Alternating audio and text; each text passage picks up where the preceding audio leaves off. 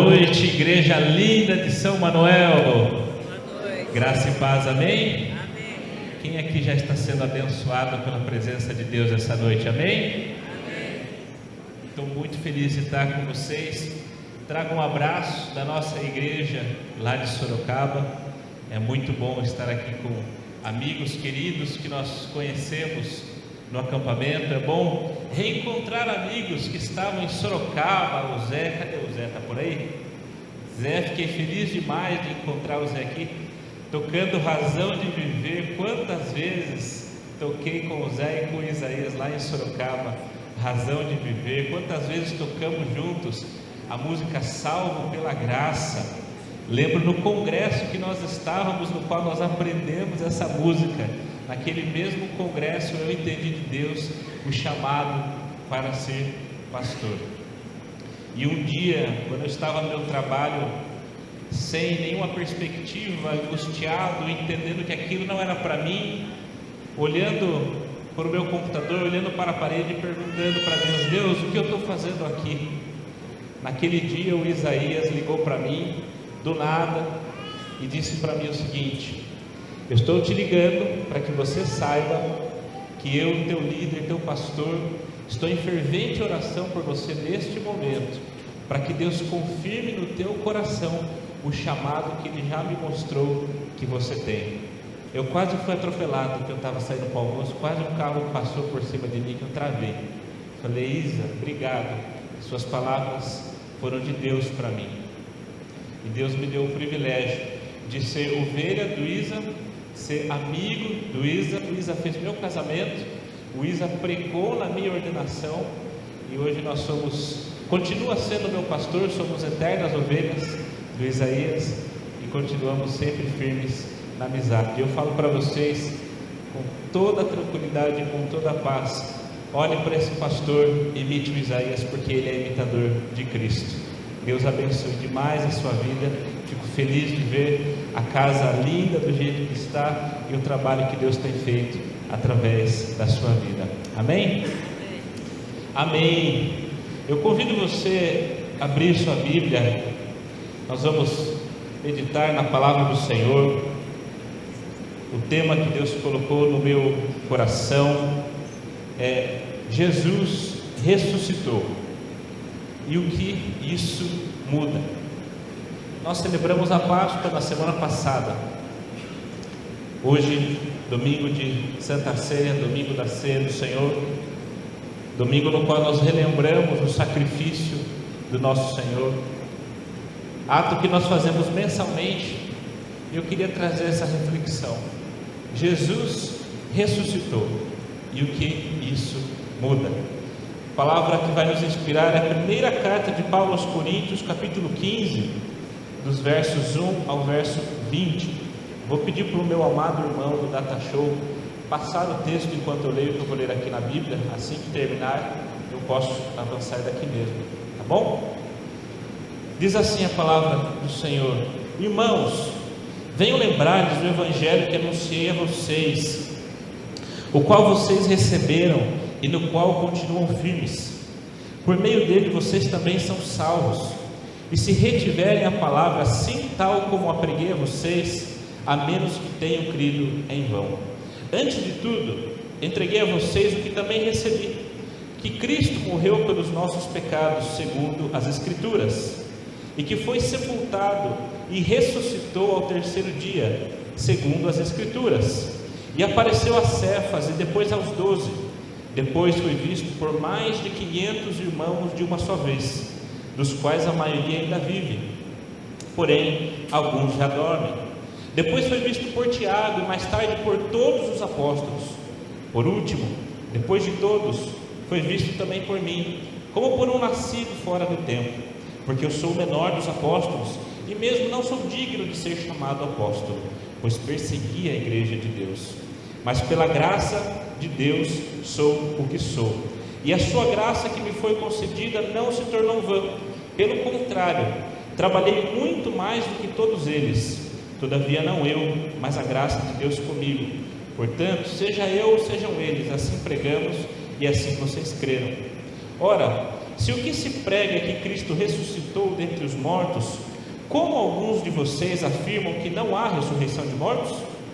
E se não há ressurreição de mortos, então Cristo não ressuscitou. E se Cristo não ressuscitou, é vã a nossa pregação, e é vã a fé que vocês têm. Além disso, somos tidos por falsas testemunhas de Deus, porque temos testemunhado contra Deus, que Ele ressuscitou a Cristo, ao qual Ele não ressuscitou. Se é certo que os mortos não ressuscitam, porque se os mortos não ressuscitam, também Cristo não ressuscitou. E se Cristo não ressuscitou, é vã a fé que vocês têm, e vocês ainda permanecem nos seus pecados. E ainda mais, os que adormeceram em Cristo estão perdidos.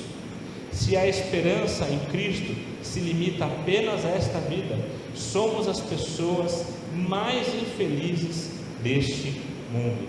Mas de fato, Cristo ressuscitou dentre os mortos, sendo Ele as primícias dos que dormem. Palavra do Senhor. Amém? Amém. Amados, no dia... Tem que apontar aqui para onde? Para cima, para baixo? Isso, aí foi. Amados, em setembro de 2022, um ano e meio atrás mais ou menos, o mundo parou com uma notícia. A rainha Elizabeth, rainha da Inglaterra, morreu. 96 anos de idade, 70 anos como rainha, Suprema Corte do Reino Unido. Morreu, parou o mundo. Todos os noticiários de TV mostravam essas notícias, na internet não se falava de outra coisa, notícias sérias, coberturas, inclusive memes também sobre a morte da rainha. Curiosidades sobre a vida e o trabalho da rainha Elizabeth. Lembro de uma que dizia que a rainha Elizabeth era o único ser humano que visitou uma centena de países sem ao menos ter um passaporte. Tinha entrada liberada em qualquer país. E se falou durante dias, semanas, sobre a morte da rainha Elizabeth e do então príncipe Charles, que aos 70 anos finalmente iria sentar na cadeira e iria governar. O mundo parou, a rainha Elizabeth morreu. Eu lembro que naquela ocasião, diante dos noticiários, fiquei também perplexo. Nossa, a rainha morreu. E logo veio à minha mente uma pergunta: legal, e o que muda na minha vida? E daí? Morreu, triste. O país transmitiu ao vivo o velório da rainha, o príncipe assumiu, é agora o novo rei. Nós brasileiros, milhares de quilômetros de distância do Reino Unido, assistindo às notícias. E a pergunta: e daí? O que isso mudou na minha vida e na sua vida? Com raríssimas exceções, dependendo do que você trabalha, de repente você trabalha para uma empresa lá do Reino Unido, mas com raríssimas exceções, a nossa vida não mudou absolutamente nada.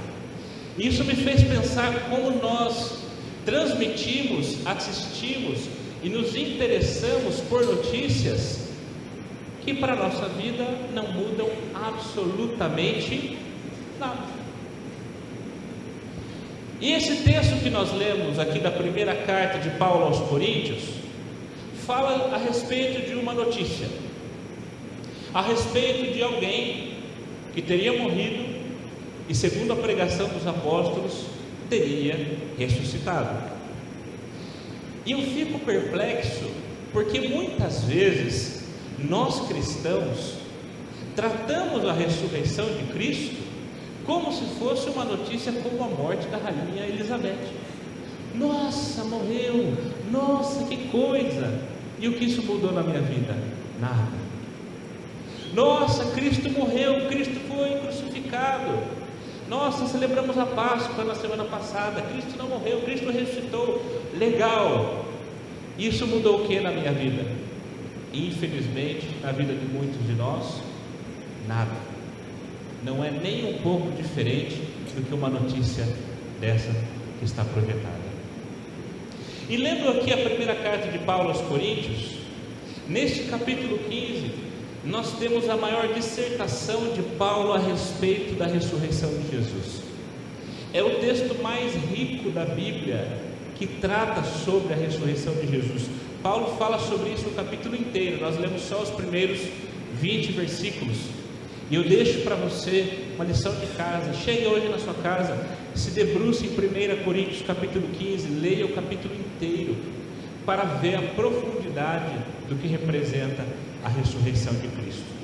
Mas de uma forma didática, uma vez eu estava lendo esse texto, meditando sobre a ressurreição de Cristo, pensando no que implica a ressurreição de Cristo. Cristo ressuscitou, e eu com isso? E o que mudou? E Deus me tocou no coração com a pergunta: inverta essa afirmação. E se Cristo não ressuscitou? Para nós entendermos o que de fato a ressurreição de Cristo implica na nossa vida, eu convido você a meditar rapidamente comigo. E se Cristo não ressuscitou? O que isso muda na minha e na sua vida? Bom, em primeiro lugar, se Cristo não ressuscitou, não existe ressurreição. Verso 12 e 13: ora, se o que se prega é que Cristo ressuscitou dentre os mortos, como alguns de vocês afirmam que não há ressurreição de mortos? Se não há ressurreição de mortos, então Cristo não ressuscitou. Paulo afirmou: se os mortos não ressuscitam, então Cristo não ressuscitou. Vamos inverter a lógica? Se Cristo não ressuscitou, os mortos não ressuscitam. E isso, meus amados, é uma notícia terrível para mim e para você, porque a cada ano que passa, cada aniversário que nós fazemos, né, Angélica, não é um ano a mais de vida, é um ano a menos de vida, porque a cada dia que passa nós estamos mais próximos do fim absoluto. Se Cristo não ressuscitou, essa vida é a única vida que nós temos, é a única vida que nós conhecemos, é a única vida que nós conheceremos. Se Cristo não ressuscitou, você nasceu simplesmente para um dia morrer. Simples assim. Se não existe ressurreição, porque afinal, se Cristo não ressuscitou, não tem ressurreição. Se não existe ressurreição, não faz diferença alguma, meu amado, minha amada, a forma como você vive esta vida, porque o fim dos bons, os fins dos mais ou menos e o fim dos maus é o mesmo, é chegar no caixão, no cemitério, do mesmo jeito, sem absolutamente nenhuma diferença. Pense num ser humano bom que você conheça, cheio de amor, cheio de graça, cheio de misericórdia. Pense no mais ou menos. Pense agora num ser humano terrível, violento, assassino, estuprador, genocida. Pois bem, não fez diferença nenhuma, porque o fim deles é exatamente a mesma coisa. Se Cristo não ressuscitou, nós não temos esperança alguma a não ser um dia estarmos todos no mesmo lugar. E o que mais? Se Cristo não ressuscitou, a nossa fé e a nossa pregação são em vão. Verso 14, Paulo diz: e se Cristo não ressuscitou, é vã a nossa pregação e é vã a fé que vocês têm. Meu amado, se Cristo não ressuscitou, você está aqui em vão. Nós estamos cantando em vão. Se Cristo não ressuscitou, você está aqui perdendo o seu tempo. Só que tem uma notícia boa: pior do que você sou eu, que perdi meu tempo para estudar e estar aqui com você. Tudo que nós fazemos, amados, se Cristo não está vivo, absolutamente é em vão. Você pode falar: mas a igreja tem coisas boas, a fé produz caridade, a fé produz serviço social, a fé produz mercado solidário. Tudo isso é em vão se Cristo não ressuscitou. Afinal, o fim dos que praticam a solidariedade e dos que não praticam é o mesmo. Tudo que a igreja fez em 2000 anos de história é em vão se Cristo não ressuscitou. E pior do que ser em vão, se Cristo não ressuscitou, nós vivemos uma mentira. No verso 15 o apóstolo diz: além disso, somos tidos por falsas testemunhas de Deus, porque temos testemunhado contra Deus que Ele ressuscitou a Cristo, ao qual Ele não ressuscitou. Amados, se Cristo não ressuscitou, eu e você estamos vivendo uma mentira que está durando mais de 2000 anos. Mentira.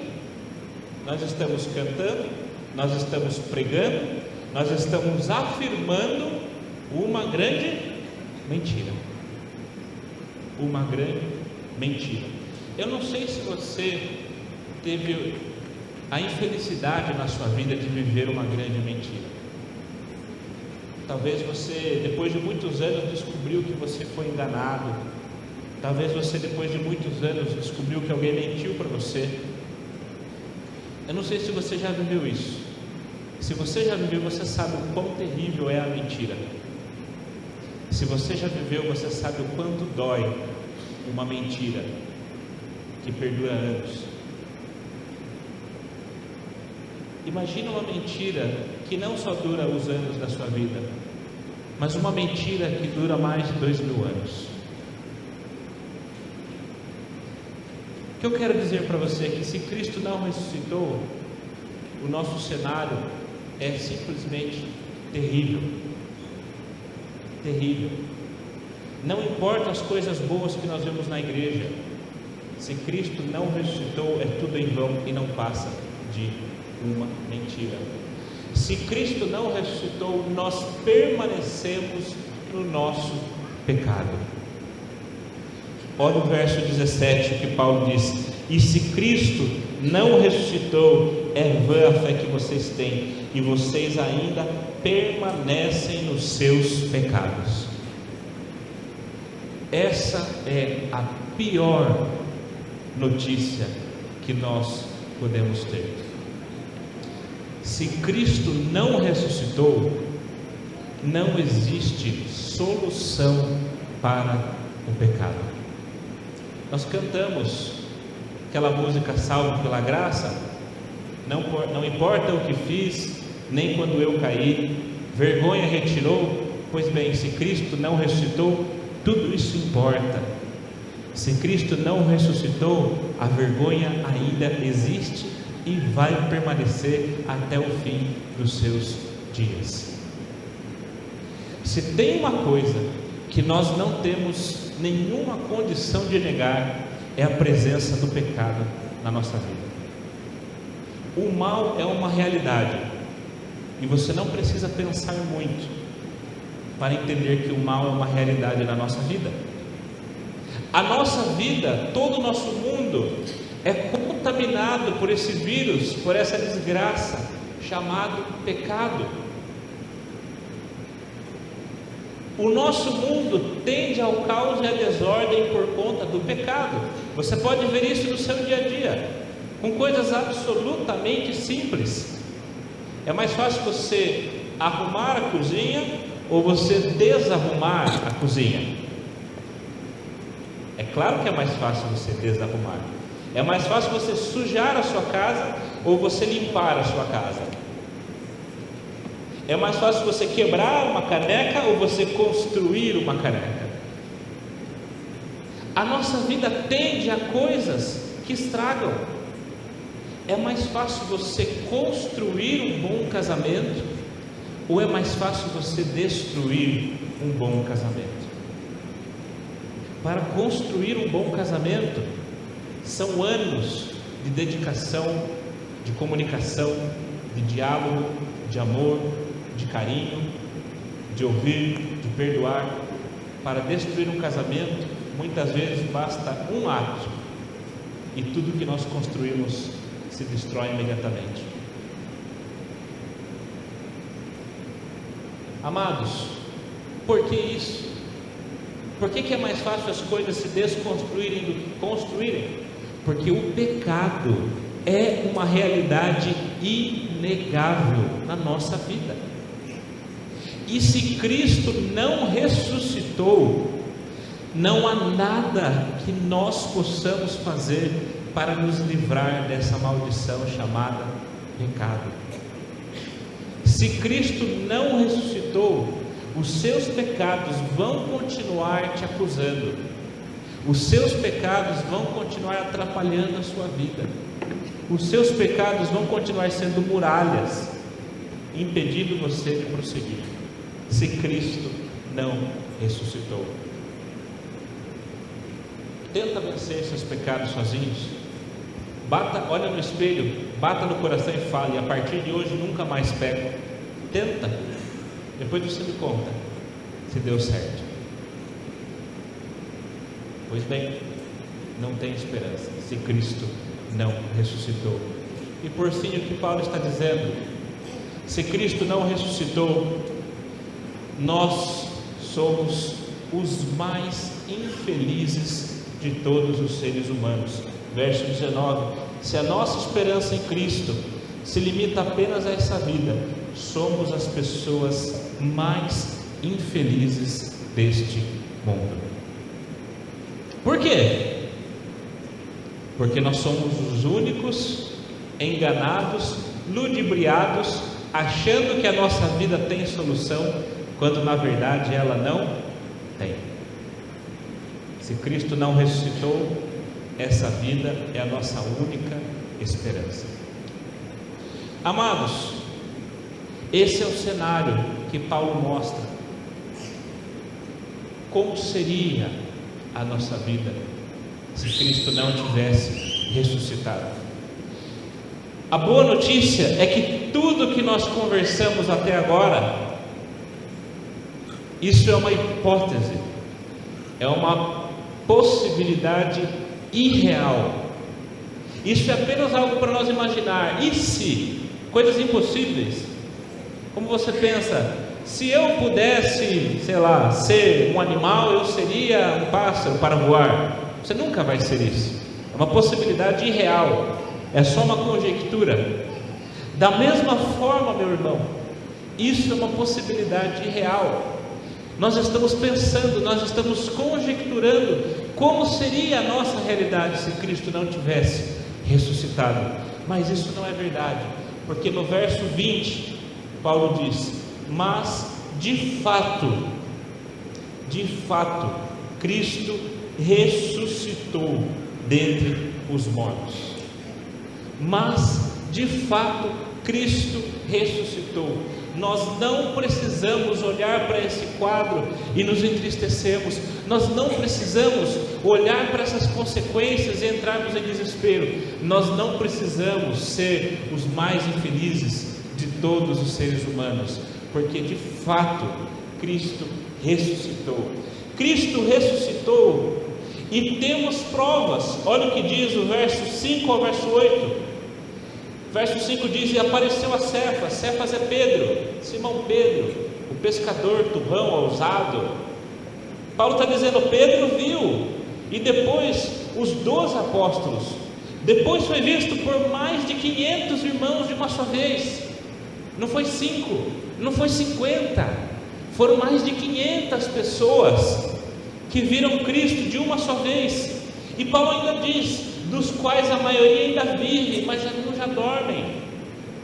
É como se Paulo estivesse falando para os coríntios: olha, lembrem bem, tem o José, tem o Roberto, tem a Marta, tem a Maria, tem a Raquel. Vocês conhecem essas pessoas? Essas pessoas viram Jesus em carne e osso, ressurreto. E depois apareceu aos 12, foi visto mais tarde por Tiago, depois por todos os apóstolos. Meus amados, nós temos testemunhas oculares de que Cristo ressuscitou. Tem muitas religiões, meus amados, seitas também, que uma única pessoa tem uma revelação extraordinária, e essa única pessoa dá início a algo novo, a algo, entre aspas, revolucionário, melhor. Nós estamos falando aqui não de uma pessoa que viu um suposto Cristo ressurreto, mas nós estamos falando de 500, mais de 500 pessoas que viram esse Jesus ressurreto.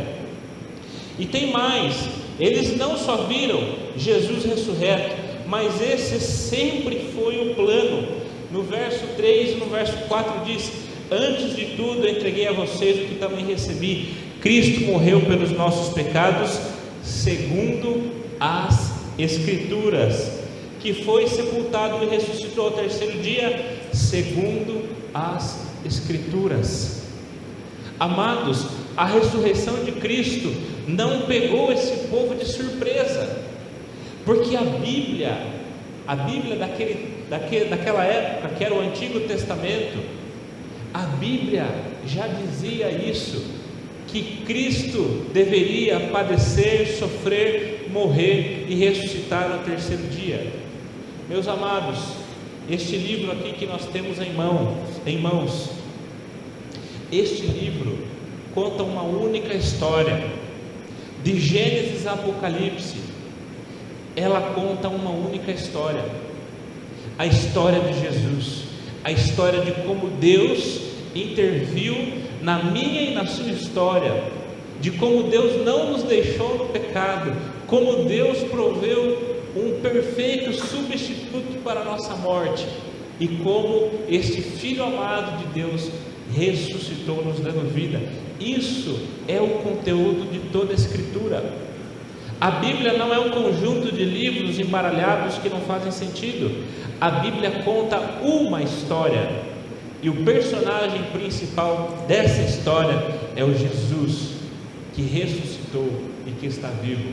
Esse sempre foi o plano.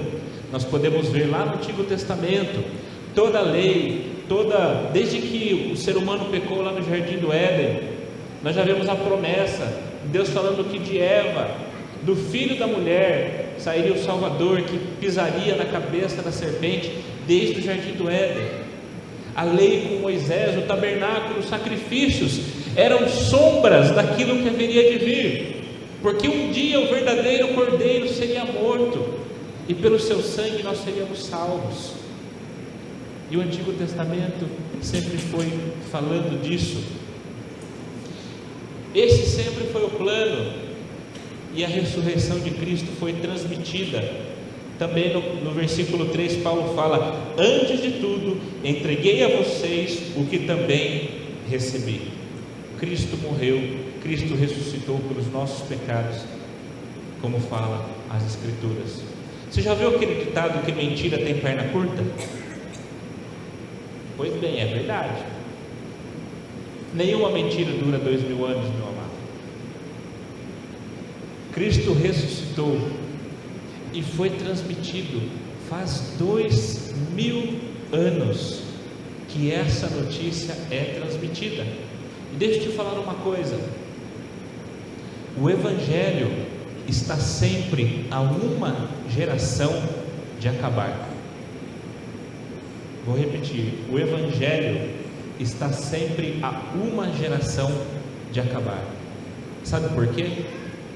Porque se nós não comunicarmos a fé aos nossos filhos, às novas gerações, por eles mesmos, eles não vão crer.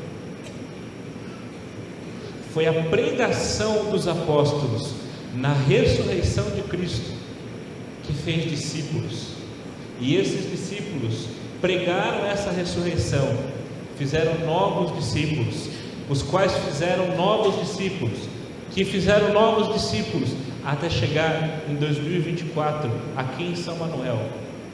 Essa notícia vem sendo transmitida de pai para filho, de geração a geração. Jesus morreu na cruz, Jesus ressuscitou. se eu te fizesse uma pergunta, por que você estaria disposto a morrer? Tem coisas que são mais simples de responder. Eu estaria disposto a morrer pela minha esposa, estaria disposto a morrer pela minha família, estaria disposto a morrer pelo meu filho Danielzinho, que está dentro do ventre da Lu. Por uma pessoa que você não conhece, já é um pouco mais difícil de responder com sinceridade. Às vezes a gente pode bancar o santo e falar: eu morreria até por quem eu não conheço. Com sinceridade, seria difícil tomarmos essa atitude.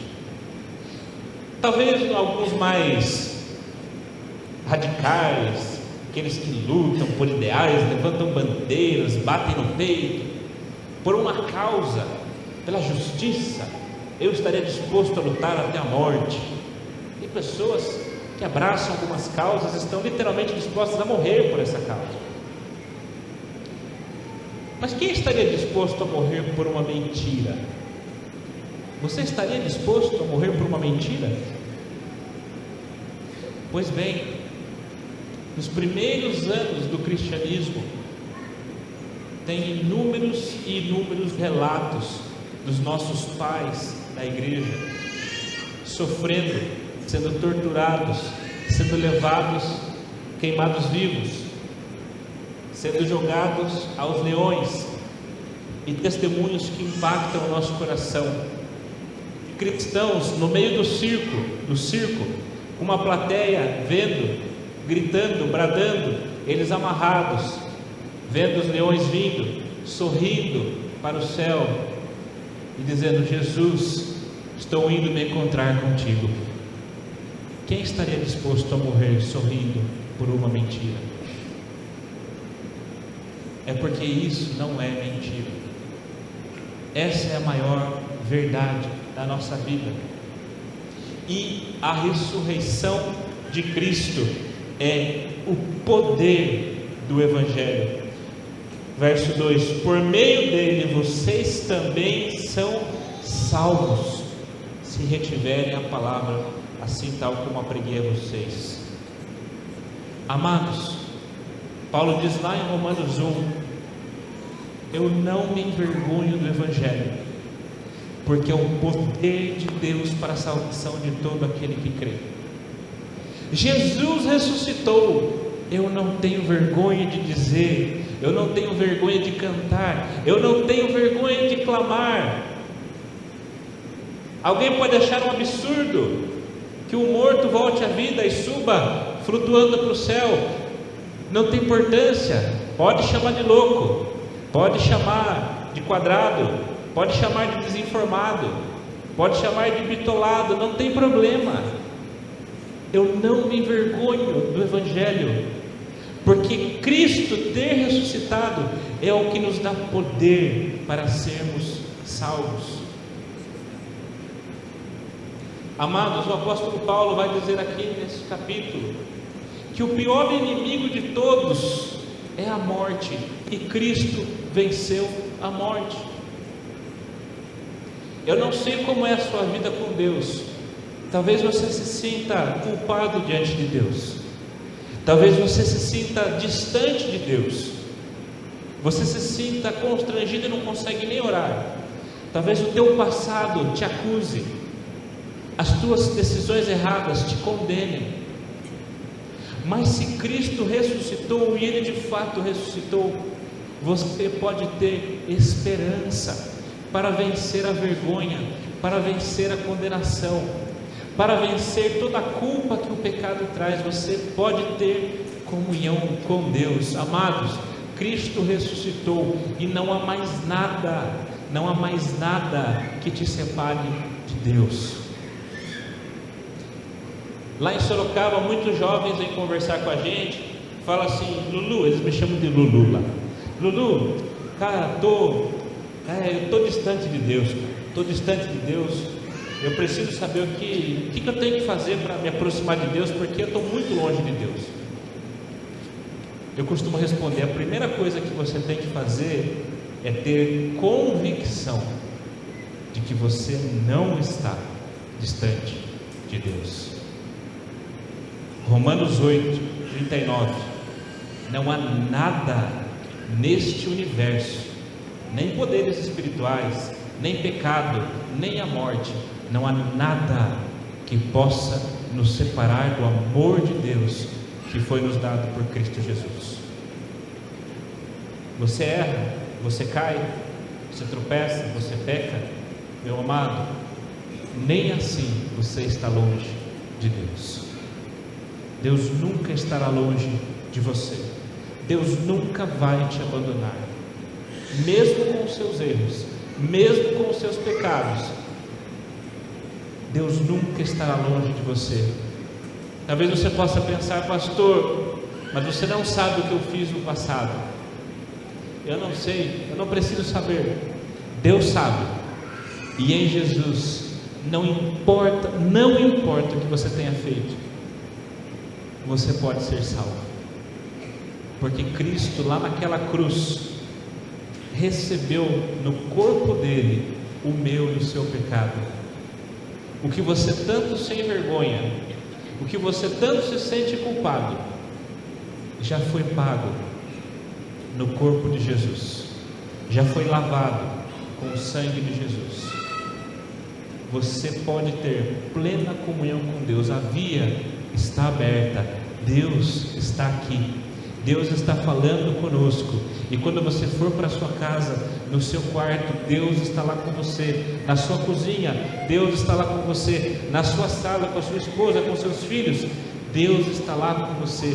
Deus nunca mais, nunca vai estar longe de você, porque Jesus ressuscitou. E esse é o poder de Deus para nós sermos salvos. Também em Romanos 8, Paulo diz: aquele que porventura nos deu o seu próprio Filho, também não nos dará com ele todas as coisas? Amados, qual é o seu pedido hoje? Talvez você não se sinta culpado, talvez você entenda que Deus te ama, mas você precisa de um milagre na sua vida. Você precisa literalmente que o mar se abra diante de você. E olhando para o Cristo ressurreto, eu te pergunto: se a morte for vencida, qual mar não se abrirá diante de cada um de nós, filhos amados de Deus? Se a morte foi vencida e custou caro, o que Deus vai deixar de dar para mim e para você? Ai, pastor, então tudo que eu pedi, Deus vai me dar? Se for da vontade dele, sim. Acontece que algumas coisas que a gente pede não são da vontade de Deus. Não há nada impossível para Deus, porque Jesus ressuscitou. O impossível já foi feito com Jesus na cruz. O mais difícil, o mais ousado, já foi feito. Cristo vive, está no céu, vive eternamente. Não há mais impossíveis para nós vivermos aqui. Se nós cremos que Cristo ressuscitou e que esse é o poder de Deus para nós, nós podemos enfrentar qualquer obstáculo. Qualquer obstáculo. Eu digo para você essa noite, meu amado, sorria, porque Jesus ressuscitou. Eu brinco muitas vezes com a minha esposa lá em casa, às vezes que a gente está meio carrancudo, eu falo: amor, sorria, Jesus está vivo, Jesus vive. Por que a gente vai viver mal-humorado? Por que a gente vai reclamar de coisa pequena? Por que a gente vai reclamar de coisas que não fazem sentido? Sorria, porque Cristo ressuscitou. Mas em momentos de tristeza, de angústias, de profunda dor, chore, lamente, chore profundamente, mas em meio às lágrimas, esboce um sorriso e diga: Senhor, mesmo em meio à dor, eu creio, Jesus ressuscitou, e essa é a minha esperança para derrotar qualquer obstáculo nessa vida. E por último, Jesus de fato ressuscitou, e isso precisa ser sempre lembrado. Versículo 1: Irmãos, venham lembrar-lhes o Evangelho que anunciei a vocês. Nessa noite, meus amados, eu não tenho pretensão nenhuma de trazer uma novidade. Nessa noite, meus amados, eu não tenho pretensão nenhuma de reinventar a roda, de trazer algo uau que você nunca ouviu na sua vida. Meu único e sincero desejo nesta noite é, irmãos, amada igreja de São Manuel, eu vim lá da igreja de Sorocaba para trazer a memória, para lembrar cada um de nós que essa mesa tem sentido. Essa mesa é para nós lembrarmos sempre que Cristo ressuscitou. A nossa natureza pecadora, a nossa preocupação com as coisas do dia a dia, a nossa distração com as coisas, os nossos ouvidos que ouvem muitas coisas que não são proveitosas por aí. Muitas vezes essas coisas nos fazem esquecer da notícia mais importante de todo mundo. É por isso que nós celebramos essa mesa, por isso que mensalmente nós participamos dela, para que nós nunca esqueçamos que o corpo de Cristo foi partido, que o sangue de Cristo foi derramado, que Ele sofreu recebendo os nossos pecados na cruz, mas que nós podemos participar desta mesa com alegria, com um sorriso no rosto, porque Jesus não está na cruz, o túmulo está vazio, Jesus ressuscitou. E o que eu tenho a ver com isso? Tudo a ver. Essa é a melhor notícia de todos os tempos. Jesus ressuscitou. Celebre a ressurreição de Cristo, celebre a salvação que está disponível para você nesta noite, celebre a vida abundante que você já pode ter através de Jesus. Amém?